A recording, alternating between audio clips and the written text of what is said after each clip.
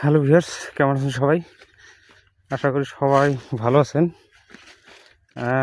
আজকে আমি বহুদিন পর আমাদের গ্রামের মেঠোপথ বলতে আসলে আমরা যেটাকে বলি একদম নিচু জমি বা দলা, সেই জমিগুলোতে হাঁটতেছি। একটা জায়গায় যাব, মনোমুগ্ধকর পরিবেশ, ঠান্ডা জায়গায় যাব। যাই হোক, এমনি শীতের দিন, তবু ঠান্ডা।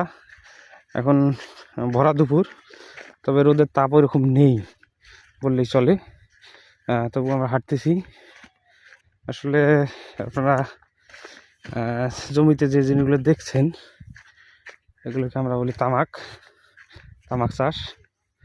আপনারা অনেকেই এটি